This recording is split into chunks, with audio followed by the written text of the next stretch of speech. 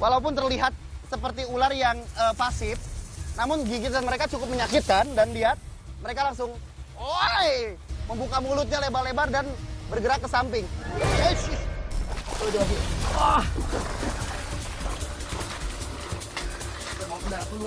Aduh.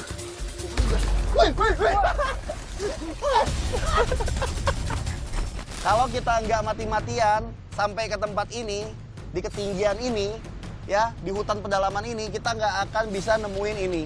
Saya jamin. Kenapa? Karena mereka nggak bisa dijumpai di areal perkampungan, apalagi yang arealnya udah nggak lestari.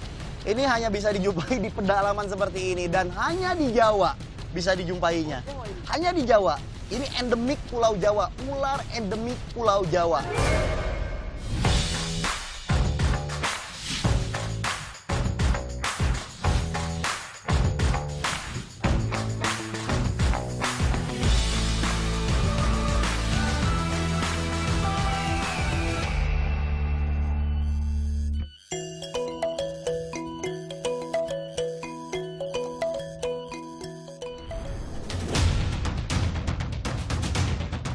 Awas, hati-hati Ki. Jalannya licin, awas.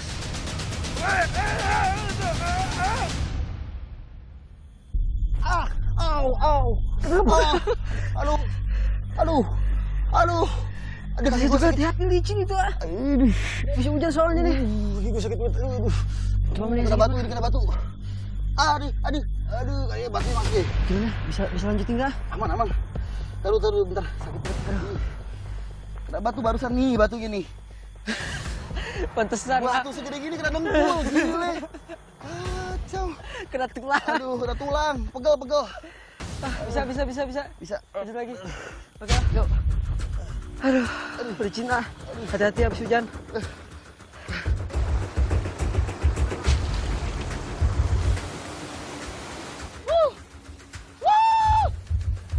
Keren.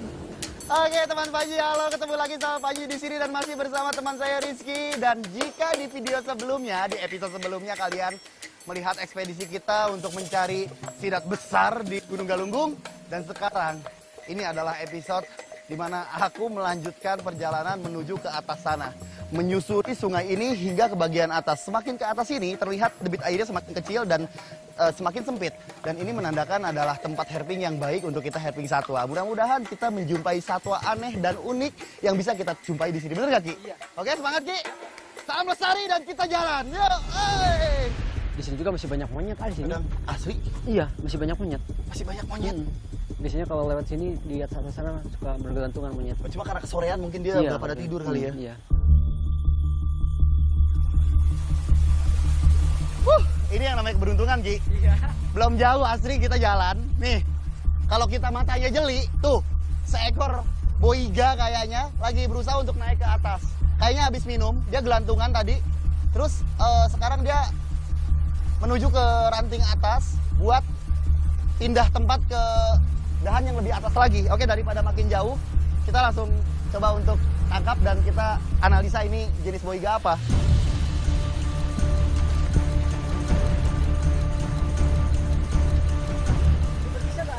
Boiga jenis ini berbisa. Masih banyak sih memang.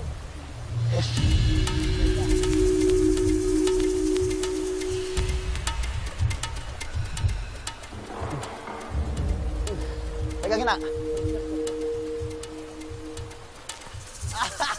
Agak susah. Ekornya lilit-lilit. Satu ular pertama di lereng Galunggung. Lihat. Sinodon merah.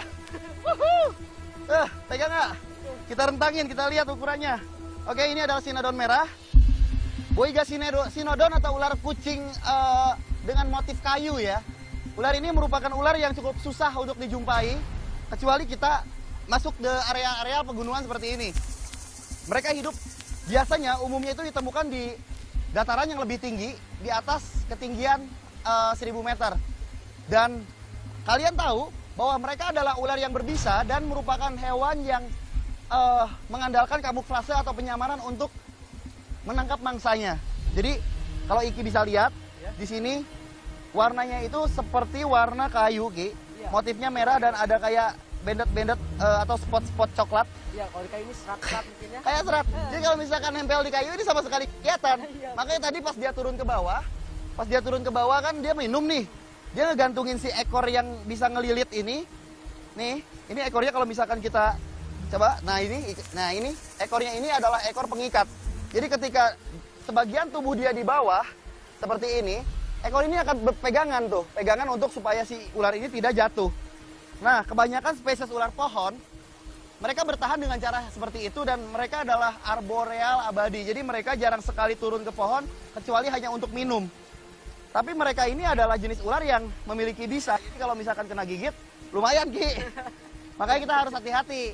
Intinya yang penting safety lah. Gitu. Asik nih. Makanan utamanya adalah burung, kemudian tupai, kemudian mereka juga memakan pengerat-pengerat pohon seperti tikus pohon. Dan apa kalian tahu tentang boiga ini? Mereka adalah ular yang pemarah, teman-teman Panji. Jadi kalau misalkan Panji provokasi sedikit seperti ini, mereka akan langsung balik dan walaupun terlihat seperti ular yang pasif, namun gigitan mereka cukup menyakitkan dan lihat mereka langsung membuka mulutnya lebar-lebar dan bergerak ke samping. Jadi cara ya Kan ada boiga yang warna kuning itu ya? iya, cincin emas. Itu boiga dendrophila. Jadi beda spesiesnya Ki. Nah, kalau sinodon ini kan dia hidupnya memang di areal gunung. Terus sudah gitu dia kamuflase abadi. Nah, kalau si boiga cincin emas, mereka itu adalah jenis ular boiga yang hidupnya biasanya itu ada dataran rendah. Di sungai-sungai dataran rendah dan biasanya mereka nangkringi pohon bambu. Nah, kalau yang ini nangkringnya benar-benar di pohon kayu dia. Karena kan motifnya mirip kayu. Nah, keberhasilan hidupnya itu dari kamuflase. Oke deh, ini keren banget lihat. Dan ini panjangnya sekitar 2 meteran teman Panji, tapi dia kecil. Ini bukan kurus ya, karena mereka memang ular pohon, jadi mereka pipih tubuhnya. Jadi digunakan untuk mereka berpegangan dari satu batang ke batang lain. Jadi kalau misalkan bulat justru mereka susah kalau untuk pindah-pindah tempatnya. Yuk, lanjut. Oke. Sini, pinjam hooknya. Kita balikin lagi ke habitatnya ya teman Panji. Jadi Panji akan coba untuk kembalikan lagi ular eksotik ini ke pohon ini. Akhirnya dia kembali. Ya, kita bantu untuk dia bisa nyangkut.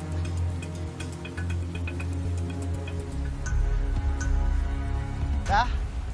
Oke. Bahagia rasanya bisa melepas kembali seekor ular yang kita jumpai di sini dan kita lanjutin perjalanan kita. Semoga di depan sana masih ada hewan-hewan menarik.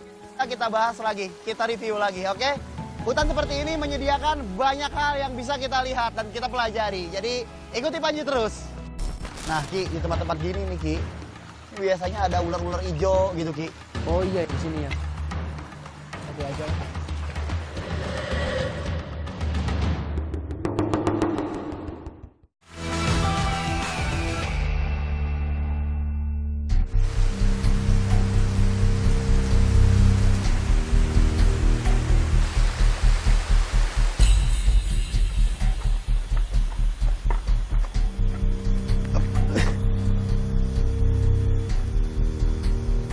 Gini oh, keren nih. Oh iya, cuma sengaja lah.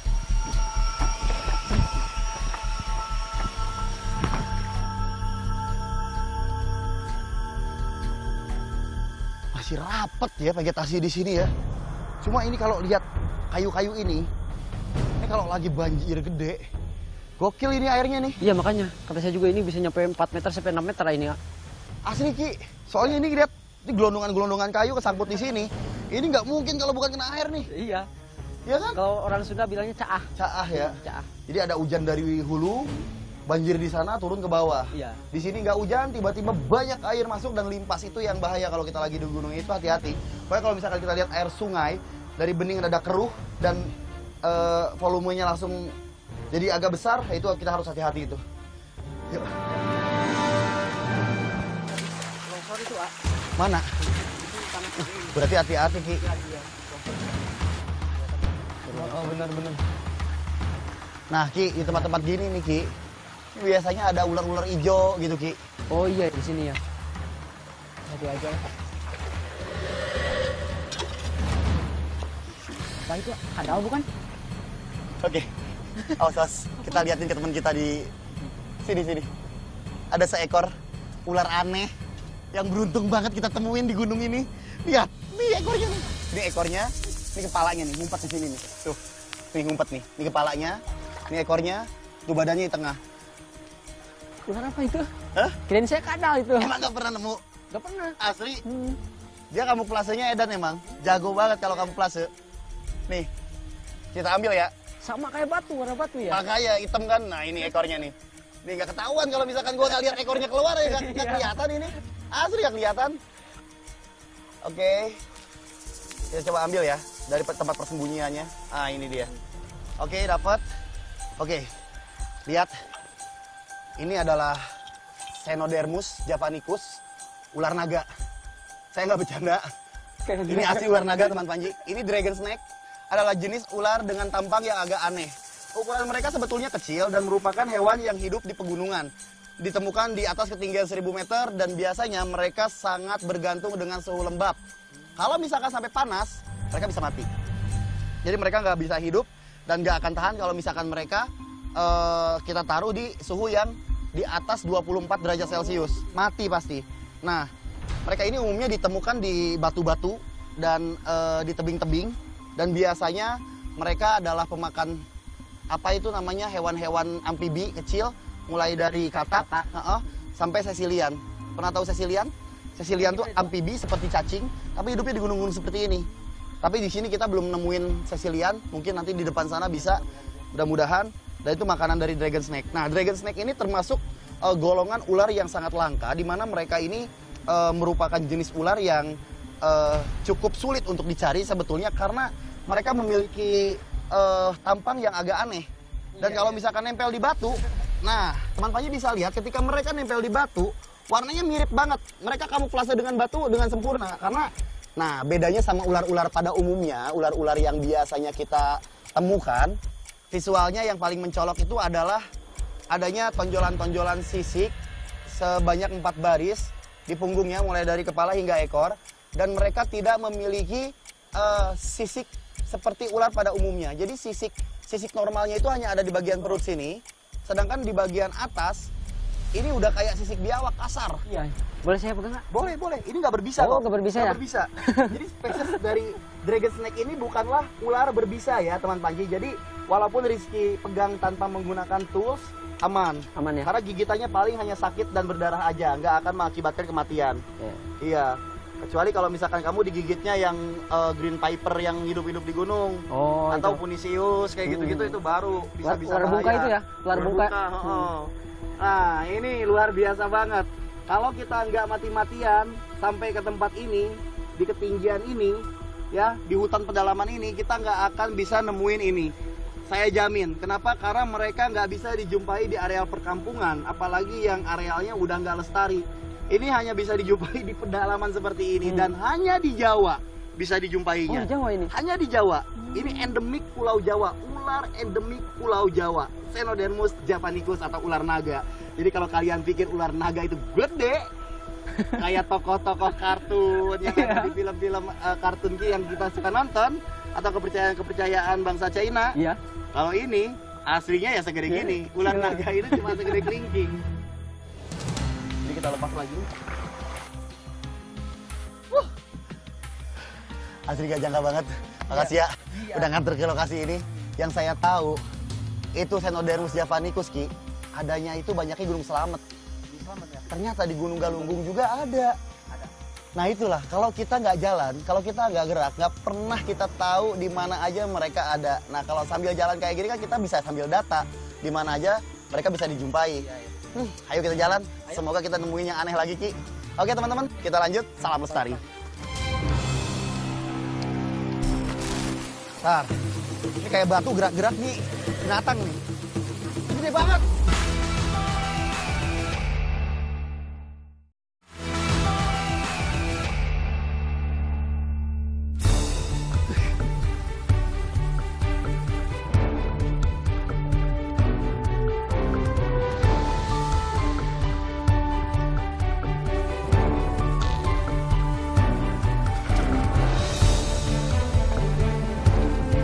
Lihat ada tebingan-tebingan yang emang bagus banget. Pohon-pohon besar. Udaranya adem. Sejuk. Ini mulai naik nih.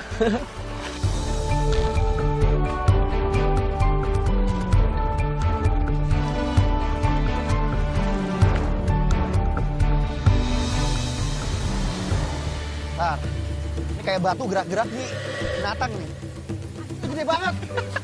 Ini labi-labi kayaknya. Labi, Adri keluar dari lubang. Keluar dari lubang. Tangkap aja. Oh, sampai. Coba ketangkap tidak. Besar banget ini. Ada aja. Lihat. Ini 15 kilo ada ini. Coba kesini. Rezeki kagak kemana, bener dah. Ini udah mulai sore. Ini jam 4:30 sekarang. Dan lihat apa yang keluar dari dalam lubang barusan. Kabur.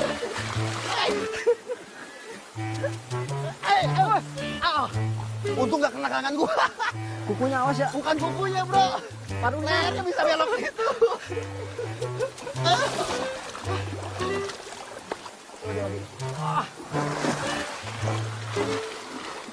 Udah mau darah dulu. Aduh.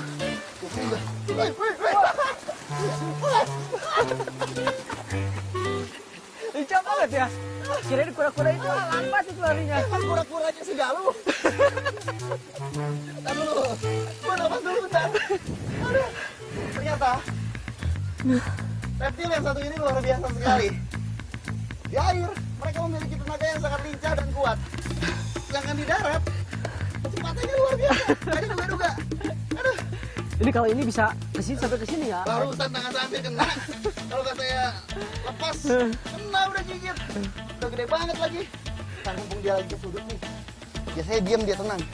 Kita juga nyuri napas dulu nih, jangan dulu diganggu. Saya kalau misalkan kita ganggu dia gerak lagi. Nih kalau nggak percaya. Tuh dia gerak lagi dia. Nah, ini labi-labi batu. Labi-labi gunung juga.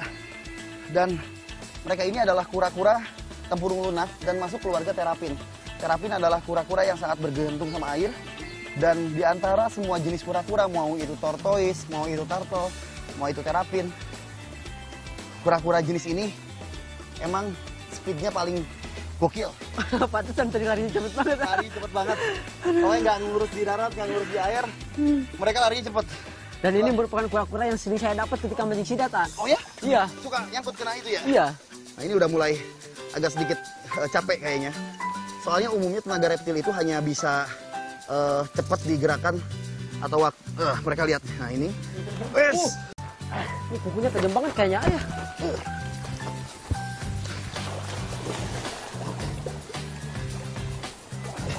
Aduh. Dapat tak? Kukunya tajam, Pak. Kukunya tajam, rahangnya juga tajam. Itu. Tuh, cok. Cok. Kukunya tajam banget. Oke. Cok. Ini jelas ya. Jenis labi-labi. Tuh. Cepet banget tuh sebenarnya. Ini jelas ya. Ini harus digini. Ini satu-satunya cara untuk menaklukkan kura. Tekniknya itu adalah membalikan tubuhnya. Sehingga mereka gerakannya akan lebih lamban. Dan jika kita lihat, warna bagian dasar dari tubuh kura ini itu berwarna putih, kekuningan ya Ki. Mereka juga punya kuku yang tajam banget Ki.